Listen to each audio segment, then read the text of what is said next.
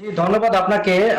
আসলে মূলত আজ লেবাননের দক্ষিণ অঞ্চলের নাবাতিয়া জেলার জাবদিন এলাকায় ইসরায়েলি ড্রোন হামলায় নাহিদুল ইসলাম এবং শরীফুল ইসলাম নামে দুই বাংলাদেশি কিন্তু ইতিমধ্যে আপনারা জানেন যে মৃত্যুবরণ করেছে। দুইজনের বাড়ি কিন্তু বাংলাদেশের সাতক্ষীরা জেলায়।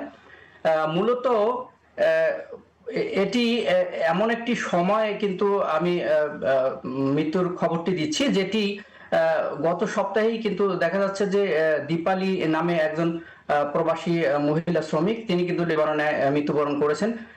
তার লাশটি গত সপ্তাহে পৌঁছেছে বাংলাদেশে। তার পরপরই কিন্তু আজ দুজন বাংলাদেশি মৃত্যুবরণ করলো ইসরায়েলি আগ্রাসনে।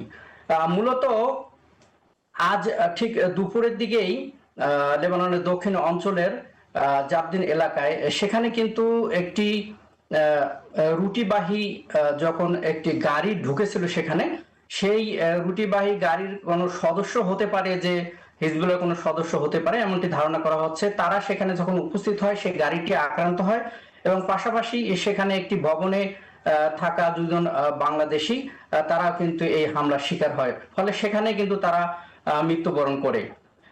প্রবাসী বাংলাদেশিরা মূলত লেবাননের দক্ষিণ অঞ্চলগুলোতে সংখ্যা খুবই কম, কিছু বাংলাদেশি সেখানে এখনো রয়ে গেছে। বাংলাদেশ দূতাবাস কিন্তু শুরু থেকেই প্রবাসী বাংলাদেশিদের সেখান থেকে সরিয়ে নিরাপদ স্থানগুলোতে আসার জন্য শুরু থেকেই কিন্তু তাগিদ দিয়ে আসছিল। কিন্তু কিছু বাংলাদেশি সেখানে থাকায় ঝুঁকি কিন্তু তৈরি হয়ে গেছে তাদের জন্য। বাংলাদেশ দূতাবাস এখনো কিন্তু চেষ্টা চালিয়ে যাচ্ছে প্রবাসী বাংলাদেশিদের যেন নিরাপদ একটা স্থানে থাকতে পারে, সেই তৎপরতা দূতাবাস জানিয়েছে। এবং বাংলাদেশ দূতাবাস আজকে কিন্তু দুজন বাংলাদেশি মৃত্যুবরণের শোকও জানিয়েছে। এই মরদেহগুলো দ্রুতই যেন বাংলাদেশে প্রেরণ করা হয় সেই পদক্ষেপে কিন্তু দূতাবাস নিয়েছে এবং দূতাবাস চেষ্টা করছে দ্রুতই যেন সেখান থেকে প্রবাসী বাংলাদেশিরা নিরাপদ স্থানগুলোতে সরে আসে।